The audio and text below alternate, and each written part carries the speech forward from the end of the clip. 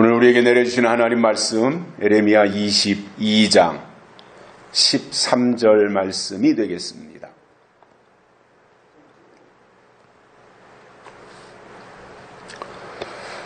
불의로 그 집을 세우며 불공평으로 그 다락방을 지으며 그 이웃을 고용하고 그 고가를 주지 아니하는 자에게 화 있을진저. 아멘.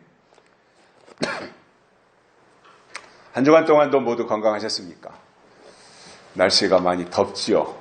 멕시코는 요즘에 날씨가 기온이 영상 50도까지 올라간다 그럽니다. 재난이지요, 재난.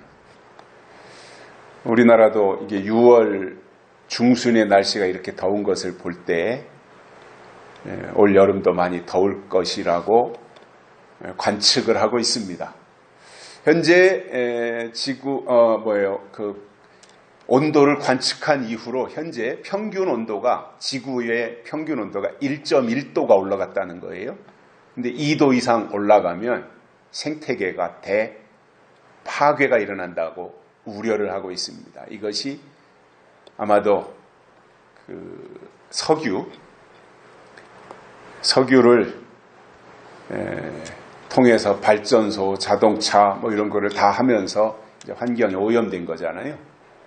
우리가 편리하게 잘 기름을 썼는데 그거에 대한 오염으로 다시금 인간이 공격을 받고 있는 것이 아닌가, 그러한 우려를 하게 됩니다.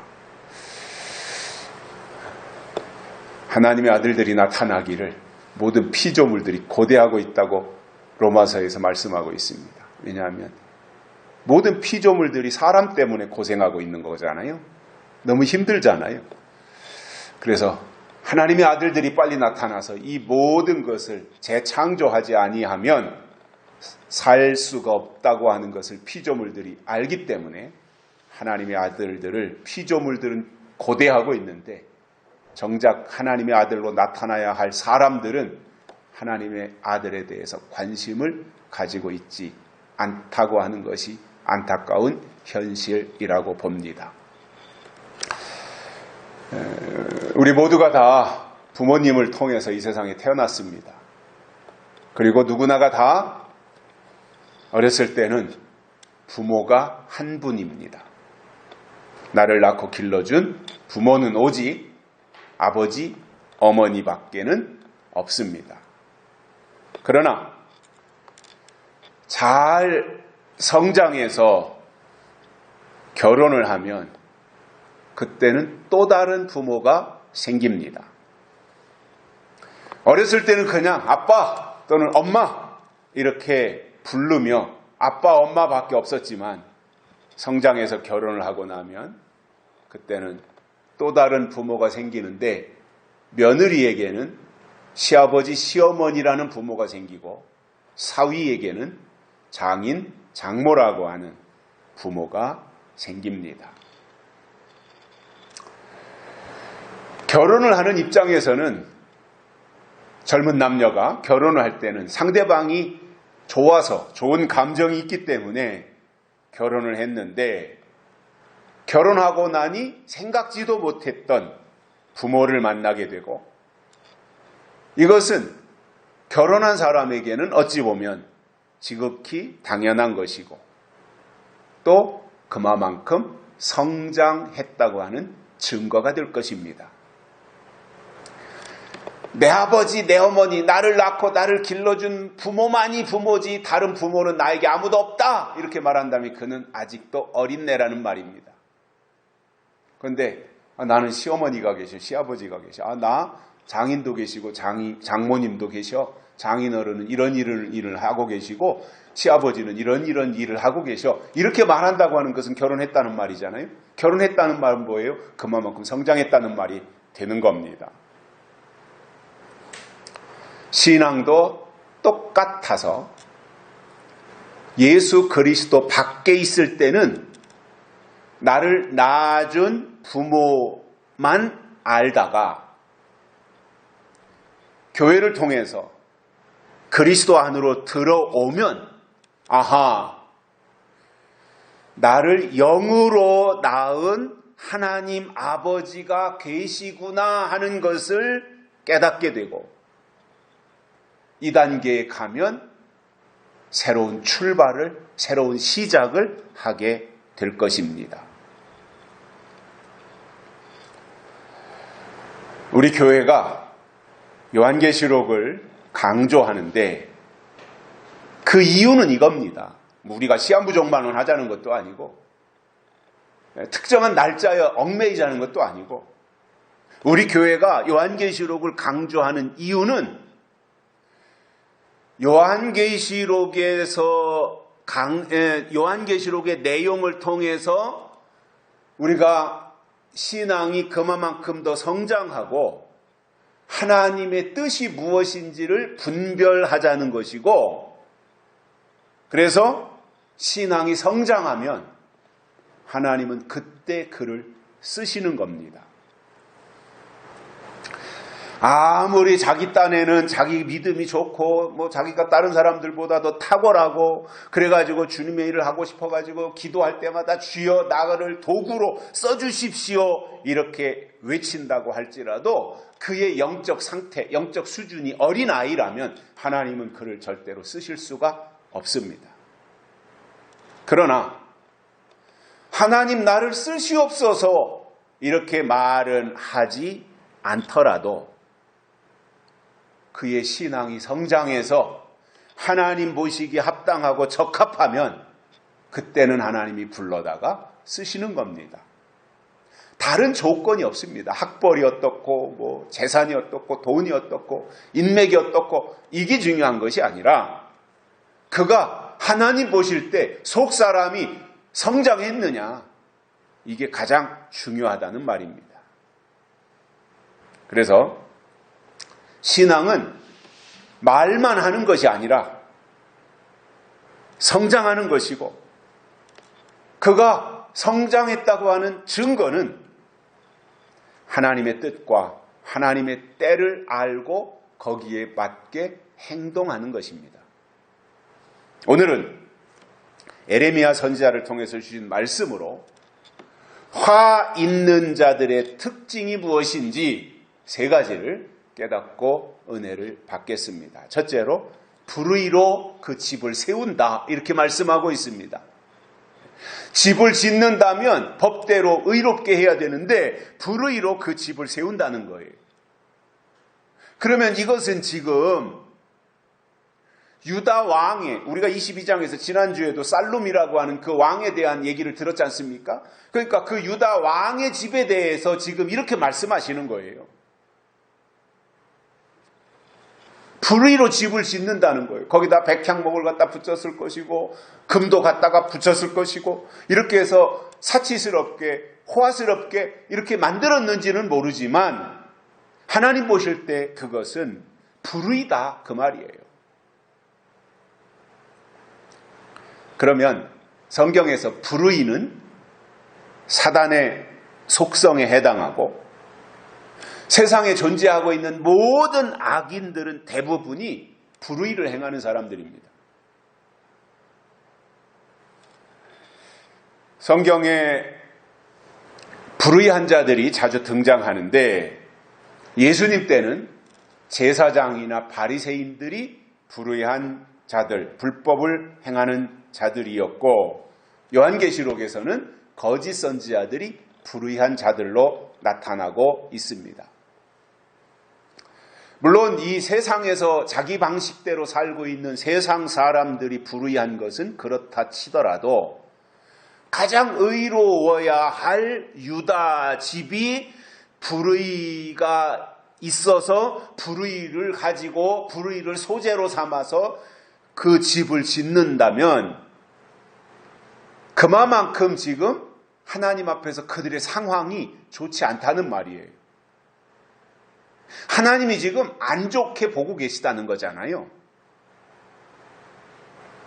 최근에 우리는 그 새벽 시간에 큐티를 통해서 로마서 4장을 공부하며 은혜를 받았는데 아브라함의 믿음을 설명하면서 의롭게 되는 것은 믿음이다. 믿음으로 의롭게 되는 것이다. 이 말씀을 우리가 핵심으로 들었습니다. 아브라함이 다른 방법으로 의롭게 된 것이 아니었지 않습니까? 무슨 행위로 의롭게 된 것도 아니고요. 그가 뭐 뛰어나게 잘나서 의롭게 됐다는 것도 아니고요. 오직 믿음으로 의롭게 된 것을 설명을 하셨는데, 그렇다면 믿음이라고 하는 것은 주일날 교회에 가고 그리고 찬송을 부르고 구호를 외치는 정도가 아니라 하나님이 그 시대에 주신 약속을 믿을 때 하나님은 믿음으로 보신다는 말이고, 그 약속의 출처는 반드시 성경이어야 된다 그 말입니다. 누가 기도하다가 개인이 계시받은 것이 약속이 될 수 없어요. 그건. 왜냐하면 기도하다가 받은 것은 자기 주관적인 것일 수 있어요. 다분히 자기 주관적인 거예요. 그건.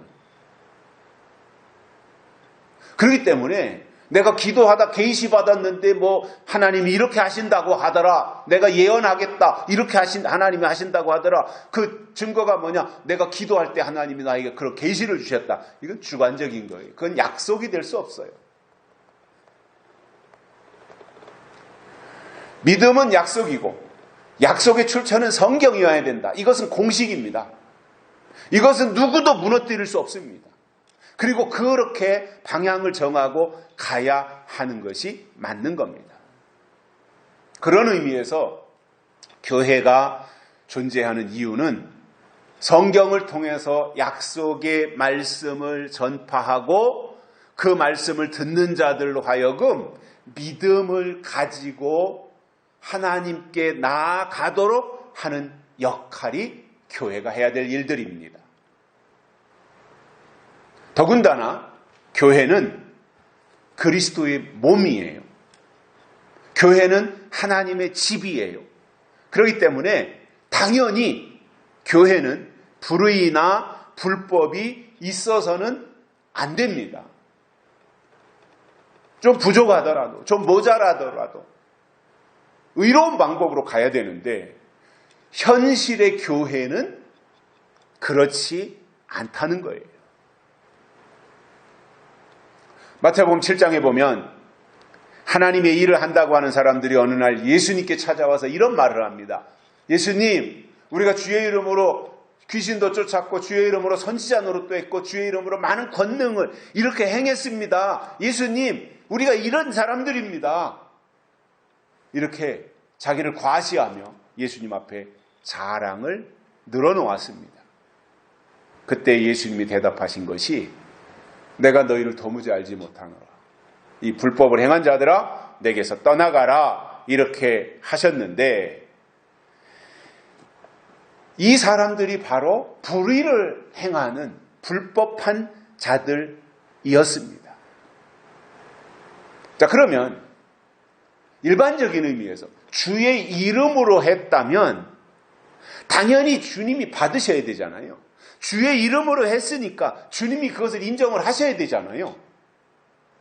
왜냐하면 내가 나를 과시하기 위해서 내가 내 이름으로 한 것이 아니라 주의 이름을 가지고 주의 이름으로 귀신도 쫓아냈고 선지자 노릇도 했기 때문에 당연히 주님이 아셔야 되는데, 그것을 주님은 불법이었다고 말씀한 것을 볼 때 이 내용의 핵심이 뭐냐면, 그들이 때를 알지 못함으로 때가 지나간 것을 가지고 했기 때문에 주님은 그것을 불법이라고 말씀하신 것이고, 이 불의를 행하는 자 또는 불법을 행하는 자, 이것이 이 계통이 어디까지 연결되느냐 하면은 적그리스도로 연결이 된다는 말입니다. 또 예수님께서 이런 말씀도 하셨습니다. 우리가 잘 알고 있듯이 나더러 주여 주여 하는 자마다 다 천국에 들어갈 것이 아니요 다만 하늘에 계신 내 아버지의 뜻대로 행하는 자라야 들어가리라. 이렇게 말씀을 하셨습니다. 그러니 주여 주여 하는 것도 필요하겠지만 하나님의 뜻대로 믿는 것은 그보다 훨씬 더 중요하다는 말이에요. 다시 말씀을 드려서 주여 주여 교회에 와서 주여 주여 했다면 거기에만 머물러 있을 것이 아니라 그 다음 단계로 올라가서 하나님의 뜻이 무엇인지를 분별하는 이것이 더 중요하다는 거예요.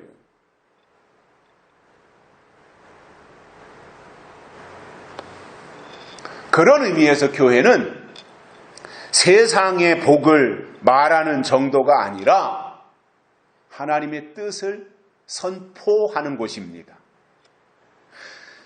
그렇기 때문에 교회가 가장 중요한 우선순위 첫 번째로 생각해야 될 것이 뭐예요? 하나님의 뜻이에요. 이 시대에 나타내시려고 예비하신 하나님의 뜻이 무엇이냐? 거기에 관심을 가지고 거기에다가 비중을 두고 이 성경 속에서 성경 속에 담겨진 하나님의 계시의 말씀, 예언의 말씀을 통해서 하나님의 뜻이 무엇인지 발견해내고 그 하나님의 뜻을 향해서 나아가는 이것이 중요하다는 말입니다.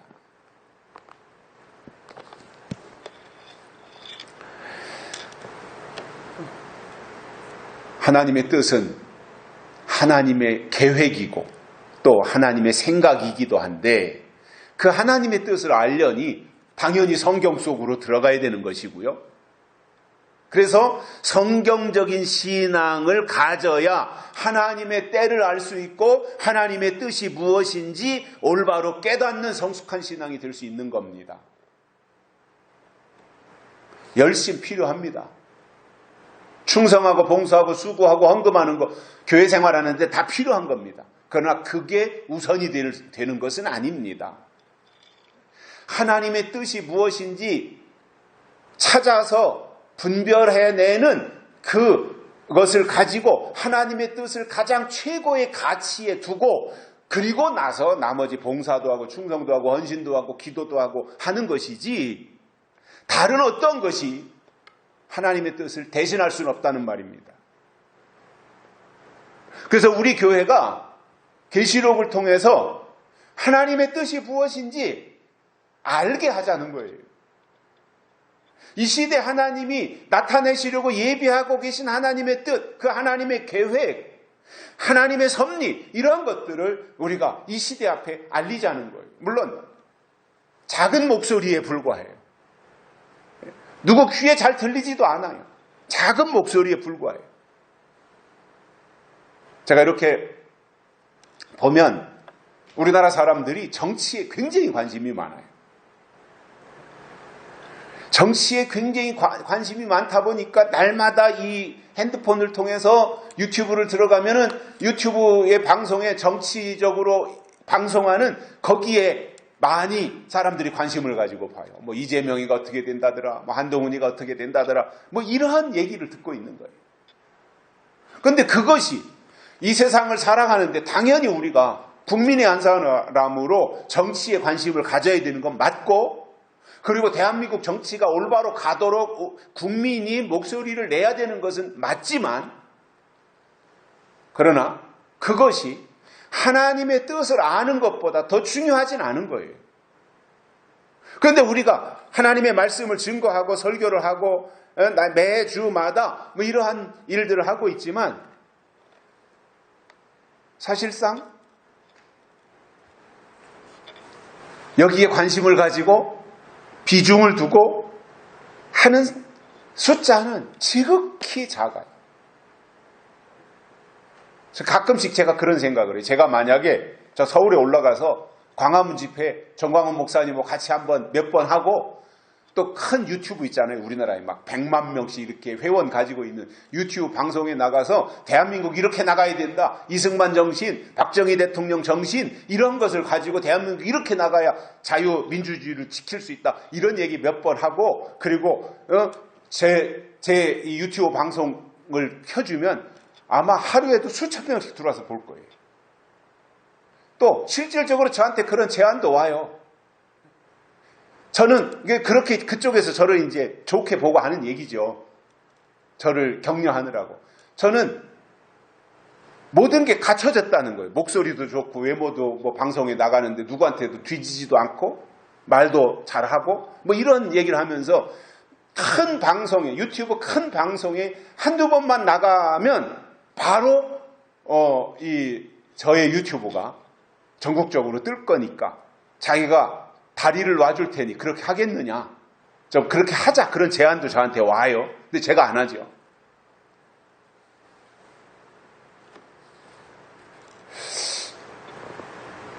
왜냐하면 저희 이름을 석자 알리고 저희 얼굴을 알리고 제가 유명해지는 게 중요한 게 아니라 무명의 용사로서 이 촌부의 한 사람으로 세미한 소리이지만 이것이 나아갈 때 이러한 말씀을 시대적으로 필요로 하고 찾는 사람들이 저는 분명히 있을 거라고 봅니다. 제가 잘 나가서 좀 사람들에게 알려져서 그때 이런 말씀을 증거했을 때 사람들이 듣는 것보다는 무명의 용사로 그야말로 군대로 말한다면 이제 갓 군대 와서 훈련 마치고 온 이등병, 작대기 하나 붙인 이등병으로서 전투에 나가서 이 승전보를 올리는 이러한 모습이 더 감동적인 거지 않겠습니까? 또 그런 것도 있잖아요. 제가 유명해진다면 뭐 그런 거 제 혼자의 생각이지만 제가 그래도 제 이름 석자가 알려져서 뭐 이렇게 계시록과 연결되어지고 뭐 이런 얘기를 해서 사람들이 그때서 눈을 뜨고 아 그래 한번 들어볼까 이렇게 하는 것보다 혹시 또 그렇게 돼서 사람들이 막 이렇게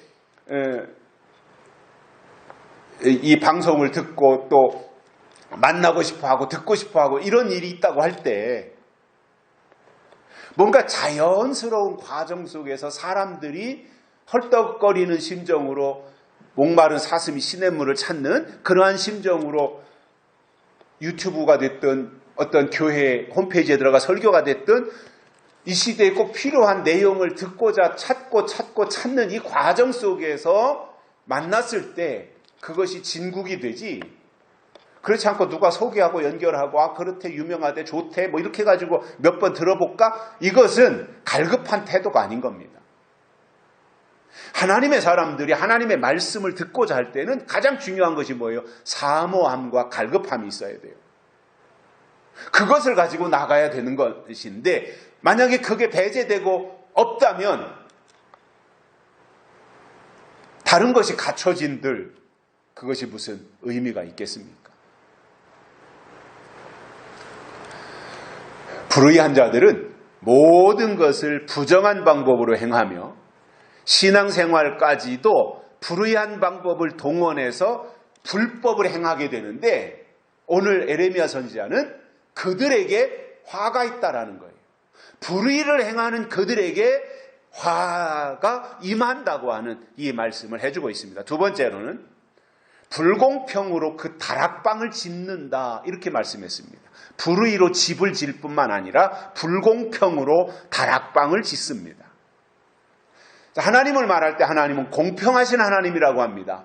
공평하신 하나님이 나 남이 가진 건 나 없지만 공평하신 하나님이 나 남이 모르겠네요.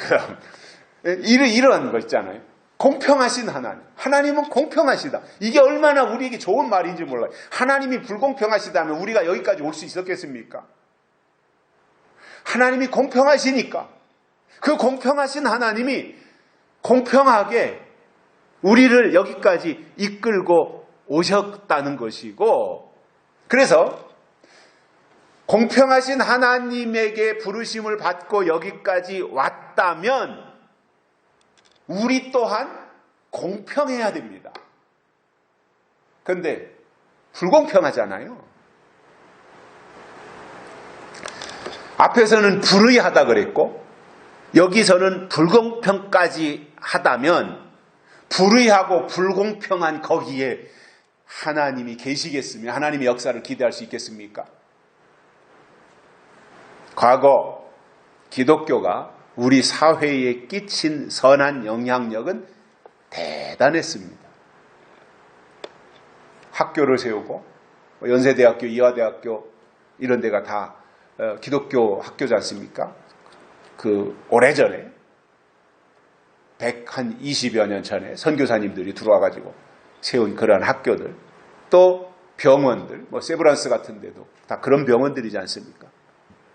그리고 사회단체, YMCA라든가 이런 것들이 다 그때 당시에 기독교 정신에 입각해서 세워진 것인데, 이 세상에 어떠한 단체도 우리 기독교가 이룩한 업적을 감히 따라올 수 없을 정도로 큰 발자취를 남겼어요, 우리 기독교가. 그리고 사회 공헌을 많이 했습니다. 그 중에서도 다른 어떠한 외적으로 나타난 어떠한 학교가 됐든 병원이 됐든 이것이 큰일이지만, 그것뿐만 아니라 그보다 더 밑바탕에 저변에 깔려 있었던 정신이 뭐냐면 사랑과 평등이라는 거예요. 사람은 다 평등하다. 남자와 여자가 다 평등하다.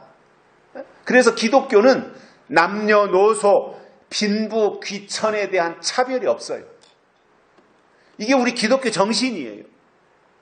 다만 우리는 남녀노소, 빈부, 귀천 이런 건 없지만, 우리가 교회 안에 들어와서 하나의 지체가 되었다면 서로 그리스도의 몸을 이루는 지체라고 하는 이 공통된 생각을 가지고 서로가 존중하는 문화입니다. 이게 우리 기독교예요. 교회 안에 돈 많은 부자라 그래서 이렇게 떠받들어 추앙하는 것이 아니고, 저 가난해서 헌금도 제대로 못하는 아주 찌든 그런 가난뱅이라 그래서 무시당하고 저 문전박대해서 교회 들어오지도 못하게 하고, 이런 것이 없습니다. 교회, 원래 교회는.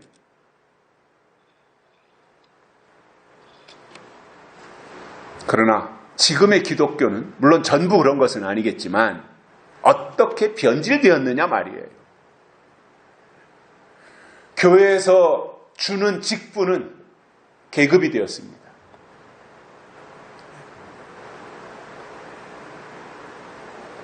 또 교회가 그 안에서 구성원 교인들을 향해서 순종이라고 하는 굴레를 씌워서 순종을 강요합니다.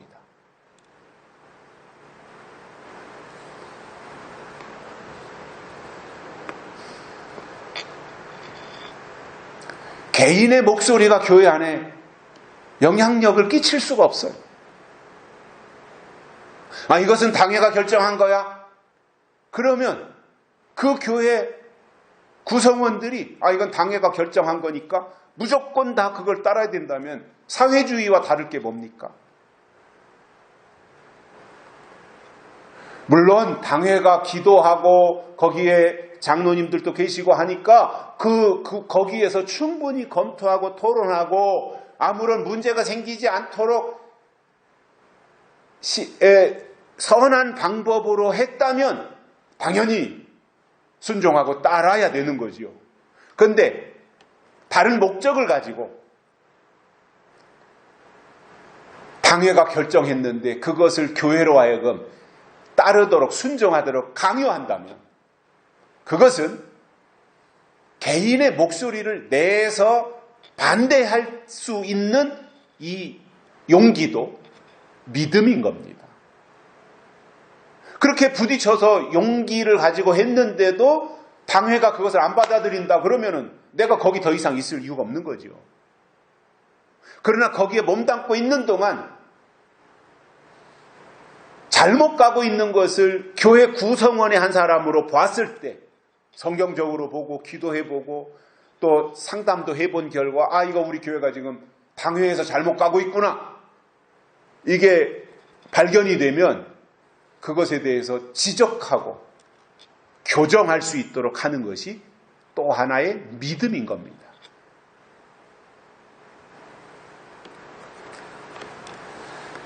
하나님은 공평하신데 하나님이 피로 값주고 세우신 교회에 공평이 없다면 거기는 더 이상 하나님의 교회가 아닌 겁니다. 여러분, 우리 교회는 직위 고하를 막론하고 평등 사상입니다. 이게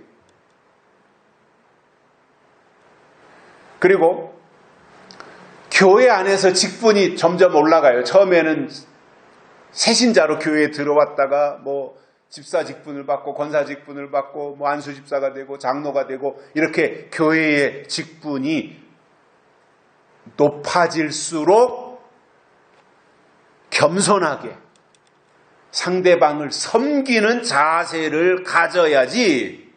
나는 이제 이렇게 높은 직분을 가졌으니까 나한테 꼼짝하지 마. 이런 식으로 군림하려고 한다거나 억압해서는 안 된다는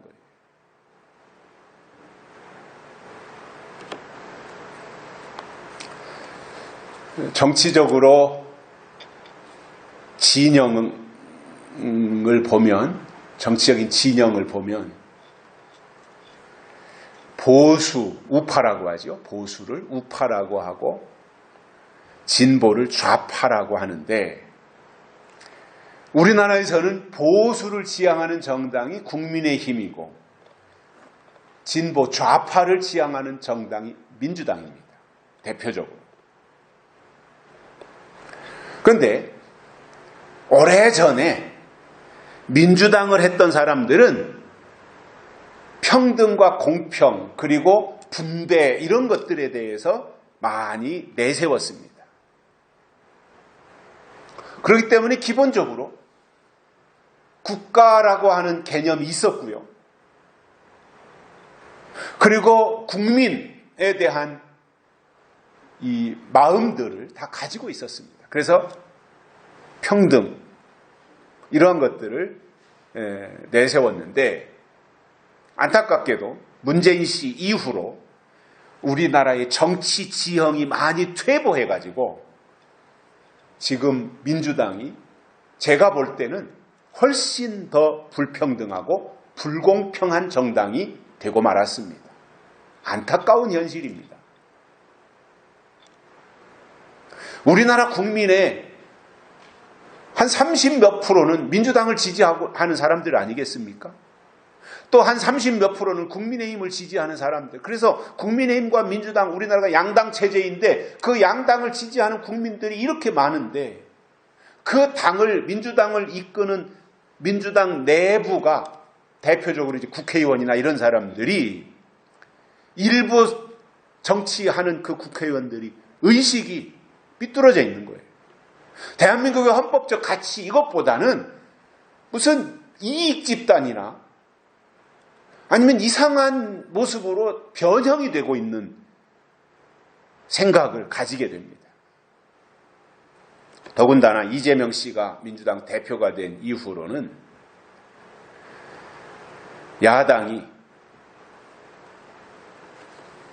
독재를 하고 있다라고 하는 말이 많이 나오고 있습니다. 언론에서도 그러한 주장이 제기되고 있습니다. 그리고 우리 대한민국의 정치가 후퇴했다고 말하고 있는데 그 중에 대표적인 근거가 뭐냐면 자기 살겠다고 자기에게 유리하도록 법을 마음대로 만들고 있다라고 하는 주장들입니다. 이것이 현재 우리 대한민국의 현실인 겁니다. 저는 현재의 이 민주당을 보면서 민주적이지 않다 이렇게 생각해요. 민주당이라면 민주적이어야 되는데 민주당이라고 말하면서 민주적이지 않고 오히려 이재명 대표 한 사람 살리기에 몰두하는 그 모습을 보면서 희한한 종족들이라고 하는 생각을 지울 수가 없어요. 아니 대한민국에 살고 있는 대한민국 정치인, 대한민국 국회의원이 왜 대한민국을 부정하냐 말이에요. 그리고 대한민국 국회의원으로 우리가 대의제잖아요. 국민을 대표해서 국회의원을 뽑아서 의회로 보내는 거잖아요. 그 대의제를 선택하고 있다면 국회의원들이 국민의 목소리를 듣고 자기 지역구에서 국민들이 어떤 생각을 하고 있는가 이런 것에 대해 비중을 두고 가야 되는 것이 정상이 아니겠어요.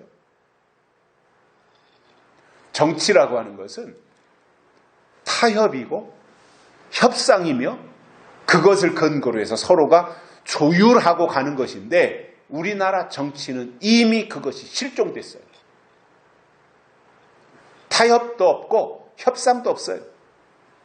여당과 야당이 타협하고 협상해야 국민들이 볼 때 뭔가 국회에서 국민을 위해서 일하는구나 이렇게 볼 거 아니에요. 그런데 타협과 협상을 어디로 가버렸어요.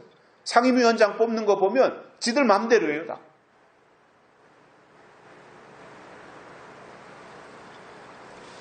물론 누군가는 앞장서야 하지만 자유민주주의가 뭐예요? 국민이 주인이라는 말이에요.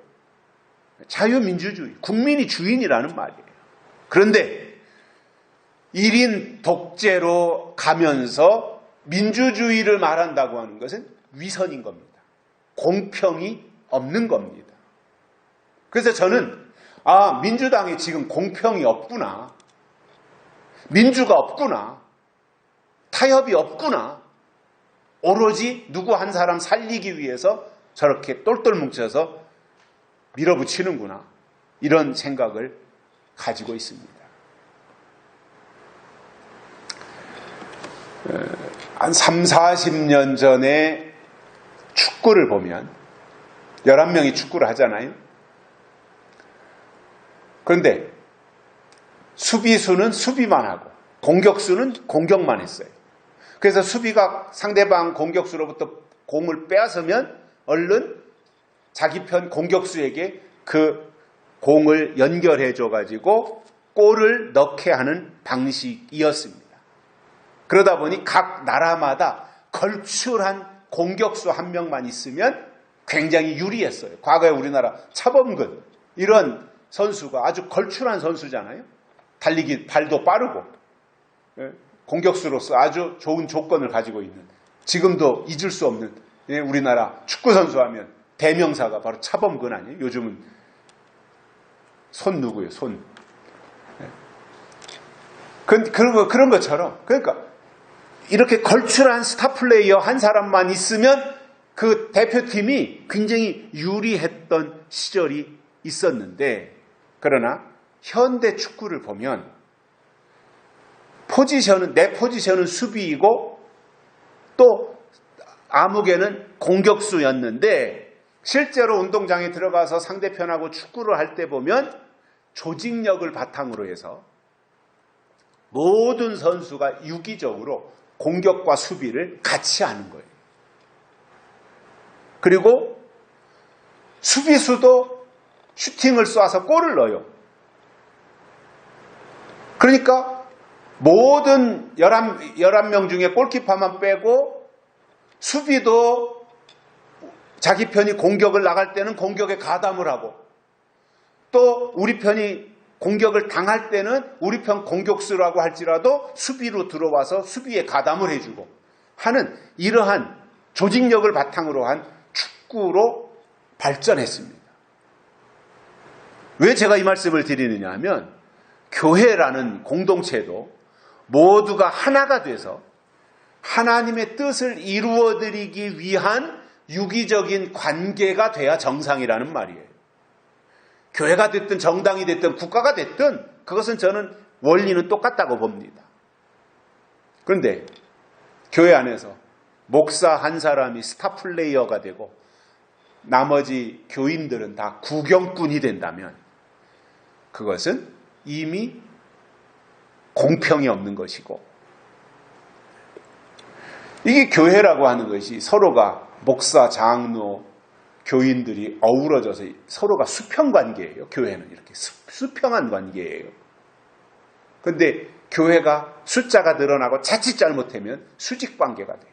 목사, 장로, 이런 식으로 이게 아니라는 거예요. 어떤 경우도 교회는 교회 운영상 그렇게 구성은 했지만 수평관계를 이루는 것이 하나님 앞에 바람직한 모습인 겁니다. 가장 공평해야 될 유다라고 하는 나라가 공평하지 못할 때 하나님은 그들에게 화를 내리시겠다, 이렇게 말씀하셨습니다. 세 번째로는 이웃을 고용하고 품삯을 주지 않았습니다. 사람을 데려다가 일을 시켰으면 당연히 품삯을 줘야 되잖아요. 일당을 줘야 되잖아요. 그날 일했으면 하루 일하기로 했으면 일당을 주고 한 달 일하기로 했으면 한 달 월급을 줘야 되는 거 아닙니까? 그런데 그것을 주지 않을 정도로 유다라고 하는 나라에는 돈도 있고 힘도 있는 사람들이 약자를 무시하고 그들 위에 군림하고 부려먹기만 했다고 하는 말입니다. 창세기 30장에 보면 야곱과 외삼촌 라반 사이에 품삯을 정하는 말씀이 나옵니다. 야곱이 열심히 일을 해서 외삼촌의 소유가 번성하고 때를 이루었는데 외삼촌이 조카 야곱에게 일한 대가를 제대로 주지 않은 거예요. 부려만 먹었지.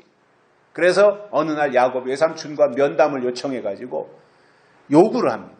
외삼촌, 내가 그동안 뼈 빠지게 외삼촌 집으로 해서 일해가지고 이렇게 양떼도 많이 늘어나고 염소도 많아지고 재산이 엄청나게 이렇게 늘어났는데 나도 이제 일가를 이루고 가정도 꾸려가고 해야 되는 이 상황 속에서 뭔가 수입원이 정상적으로 꼬박꼬박 수입원이 있어야 되지 않겠어요? 나도 살림을 해야 되고 자식들 교육도 시켜야 되고 먹고도 살아야 되고 뭐 이러한 정상적인 주문을 했을 것이고 그래서 요구를 합니다. 외삼촌, 난 외삼촌한테 무리하게 다른 요구는 하지 않겠습니다. 다만 이제부터 오늘 이후로 태어나는 염소나 양 중에서 아롱진 것, 점이 있는 것, 검은 것이 태어나면 그것은 내 몫입니다. 야곱 몫입니다. 그리고 하얀 거 태어나면 다 그건 외삼촌이 가지세요. 그러니까 외삼촌이 그 얘기를 듣고 보니까 손해볼 일이 없잖아요.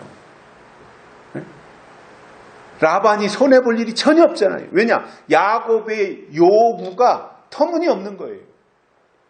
왜냐하면 점박이, 아롱진 거, 얼룩진 거 이런 거 태어날 확률이 굉장히 낮아요. 라반도 목동인데 수십 년 동안 양떼들을 돌보면서 얼마나 많은 경험을 했겠습니까? 그런 것들이 태어날 확률이 굉장히 낮지 않습니까?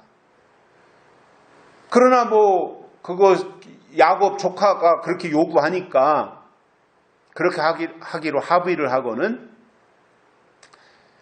외삼촌이 살고 있는 라반의 집과 야곱이 살고 있는 야곱 집의 거리를 3일 길로 떨어지게 했어요.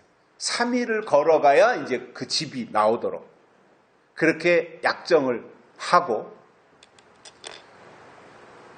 야곱이 자기 아들들을 데리고 몇 마리 있지 않겠어요? 검은 놈, 점박이, 아롱진 놈 몇 마리 이제 거기 나온 거 그거 몇 마리 받아가지고 터덜터덜 3일 길을 걸어서 이제 거처를 거기다가 정하게 됩니다. 왜냐하면 이렇게 멀찍이 정한 것은 외삼촌 집 양과 염소가 발정을 하더라도 섞이지 않도록 하기 위한 처방이었던 거예요.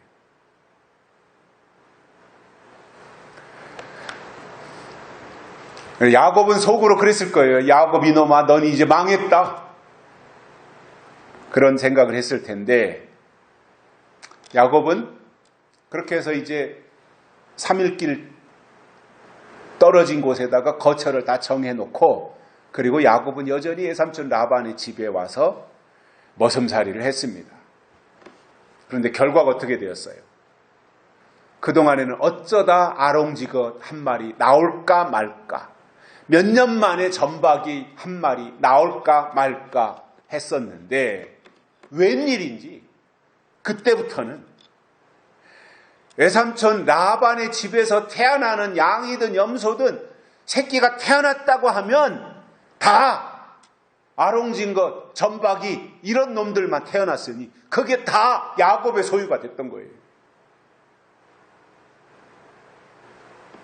하나님의 역사가 이런 겁니다.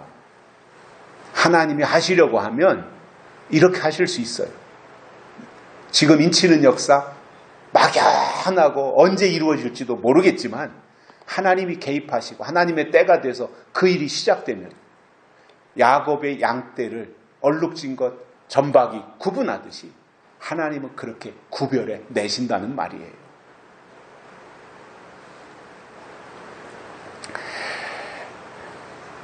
라반이 조카 야곱에게 정상적으로 품삯을 줬더라면 이러한 일은 없었을 것이고, 나중에 가서 아이고 하고 후회했겠지만 그것은 의미가 없는 것이고요. 그래서 이를 부려먹고 품삯을 제대로 주지 않으면 화가 있다라고 하는 내용을 말씀하셨는데, 그러면 그 화가 도대체 어떤 화냐 말이죠.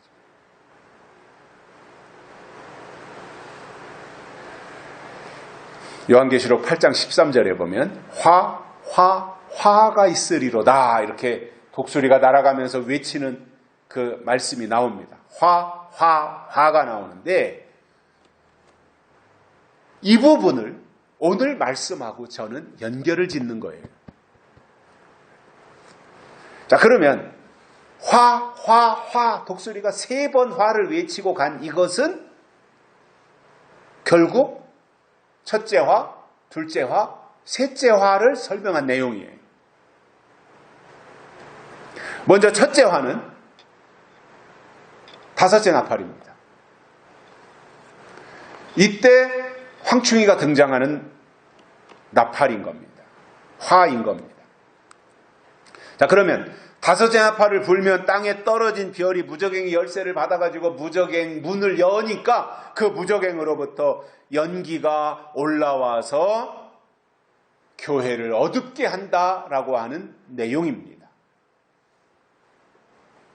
그래서 황충이의 역사라고 하는 것은 연기를 통해서 교회를 영적으로 어둡게 만들고 분별을 하지 못하게 하기 때문에 이것을 이겨내기 위해서는 이마에 하나님의 인치심을 받아야 됩니다. 이게 황충이를 이기는 길입니다.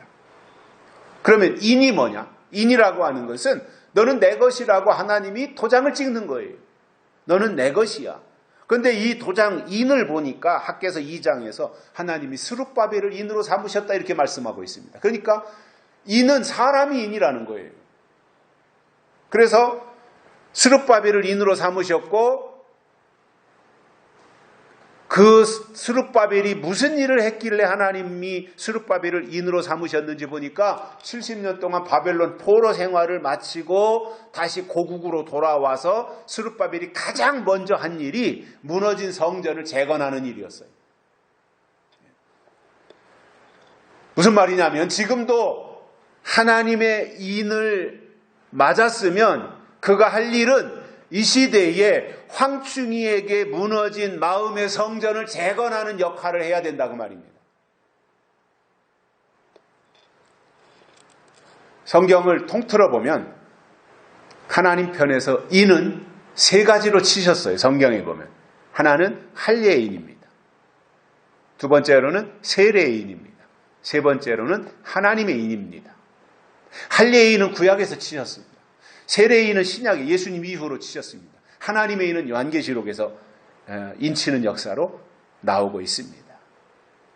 그래서 이 황충이를 이기는 길은 푸른 것과 각종 수목은 해하지 말고 이마에 하나님의 인을 맞지 아니한 자들만 해하라고 했기 때문에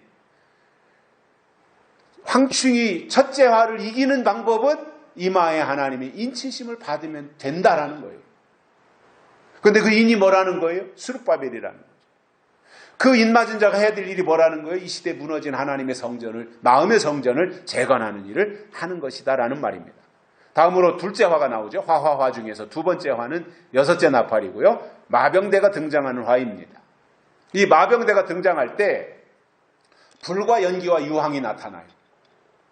그리고 그것이 불과 연기와 유황, 불이 나타나고 막 유황불이 나타나고 그러니까 이것을 가지고 위협을 가하는 거예요. 그리고 자기를 포장하는 거예요. 나는 절대 권력자다. 나한테 까불지 마. 이렇게 만들어 놓는 거예요. 그게 두려움을 주는 거죠. 그것으로. 그리고 그때 사람 3분의 1이 죽임을 당한다. 불과 연기와 유황으로. 그러니까 사람 3분의 1 죽임을 당한다는 거 하는 것은 영혼 육 중에서 영이 죽임을 당한다는 말이고 그 역할을 둘째화, 마병대가 하는 일이다라는 말입니다. 그래서 이 화가 시작되면 그때부터는 육신의 문제를 가지고 접근해서 결국은 영을 무너뜨리는 작업을 하는 겁니다. 이 마병대로부터 피해를 당하지 않으려면 계시록을 통해서 마병대가 누구이고 어떤 일을 하는지 그 정보와 지식을 미리 가지고 있으면 아무리 무시무시한 마병대가 등장을 해서 활동한다고 할지라도 그 연월 일시에 활동한다고 할지라도 영향을 받지 않고 이길 수가 있는 겁니다. 왜냐하면 계시록을 통해서 예언의 말씀, 약속의 말씀을 미리 들었기 때문에 정체를 다 아는 거예요. 황충이 첫째화 이것, 마병대 둘째화 이렇게. 그것을 내가 이미 모든 정보를 가지고 있기 때문에 영향받지 않고 오히려 하나님이 예비하신 예비처로 들어가기 때문에 마병대의 소나기에 들어가지 않는 겁니다. 셋째 화가 있습니다. 화화 중에 세 번째 화는 대접 쏟는 심판입니다. 대접은 첫째 대접에서부터 7번째 대접까지 7개가 나오는데 계시록 16장을 읽어보면 그 대접을 쏟을 때마다 나타나는 현상이 나오고 있고 그것을 미리미리 알고 대비하는 것이 믿음이라는 말이에요. 그래서 셋째 화는 대접을 쏟는 심판인데 그 대상이 누구냐면 교회라는 말이에요. 하나님은 교회를 심판하신다는 거예요. 그래서 예수님 초림하셨을 때 바리새인들이 구습을 쫓아갔어요. 옛날 습관, 옛날 방식을 쫓아갔어요. 그렇기 때문에 하나님이 그들을 심판하시고 새로 지으심을 받은 새로운 피조물들을 통해서 하나님이 일하신 거잖아요. 그래서 예수님이 다시 오시면 똑같은 방식으로 그렇게 이 일을 진행하신다는 겁니다. 새로운 피조물, 새로 지으심을 받게 하고 그리고 그들로 하여금 새하늘과 새 땅 천년왕국에 들어갈 수 있도록 데려가신다는 거죠. 그래서 이러한 것들을 성경을 통해서 미리 알고 어떻게 믿어야 되는지 지금이 어느 때인지 깨닫고 그리고 우리에게 꼭 필요한 것이라면 이것은 취하고 그리고 때에 맞지 않는 것이라면 과감하게 버려야 됩니다. 사도 바울은 너희는 유혹의 욕심을 따라 썩어져가는 구습을 쫓는 옛사람을 벗어버리고 오직 성령으로 새롭게 되어 하나님을 따라 의와 진리의 거룩함으로 지으심을 받은 새 사람을 입으라 이렇게 말씀하셨습니다. 그래서 하나님이 부르셔서 교회를 통해서 하나님을 믿고 있다면 하나님께 칭찬받고 그리고 하나님이 주시는 상급을 받아야지 책망을 받고 심판을 당한다면 그때 가서 얼마나 억울하겠습니까? 땅을 치며 통곡을 해봤자 소용이 없어요. 미래는 다섯처녀처럼 되고 마는 거지 않습니까? 그때 가서 울고불고 난리쳐야 무슨 의미가 있어요? 무슨 소용이 있어요? 무슨 효과가 있어요? 미리미리 성경을 통해서 깨닫고 대비하는 것이 지혜이고 믿음인 겁니다. 하나님은 선악과 때문에 쫓겨났던 에덴 동산을 회복하시고 사람들로 하여금 잃어버린 하나님의 형상을 다시 되찾기를 학수고대하고 계신 거예요. 그것을 우리에게 주시겠다는 거예요. 잃어버린 하나님의 형상을 되찾는 기회를 우리에게 주시는데 대상이 누구겠어요? 요한계시록을 통해서 하나님의 깊은 뜻을 깨닫는 사람들에게 그러한 은혜를 주신다는 말입니다. 결론으로 화 있을 자들에게 하신 말씀하신 그 내용의 특징과 그 내용을 살펴보면 이러한 사람들에게 불의로 집을 짓고 불공평으로 다락방을 짓고 이러한 그 일들을 행하는 그러한 사람들에게 하나님이 화를 내리시겠다고 하신 이러한 내용을 마음에 담아 기억하고 추호도 우리는 화 있는 자들의 길로 가지 말고 하나님이 기뻐하시는 거룩한 길로 다름질쳐 가는 믿음의 사람들이 되시기를 주의 이름으로 축복합니다. 살아계신 하나님 아버지 감사합니다. 오늘 또 우리를 불러주시고 하나님의 말씀을 듣게 해주셔서 감사를 드립니다.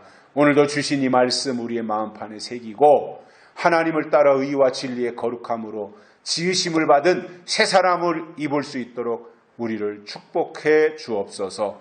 행여나 이 말씀을 듣는 사람들 중에는 한 사람도 화 있는 자들에게 속하지 아니하고 복 있는 자들에게 속하는 그러한 믿음 생활 끝까지 할 수 있도록 은혜를 베풀어 주옵소서. 다시 오실 예수님의 이름으로 간절히 기도드리옵나이다. 아멘. 찬송가 348장 부르시면서 헌금 드리시겠습니다. 348장.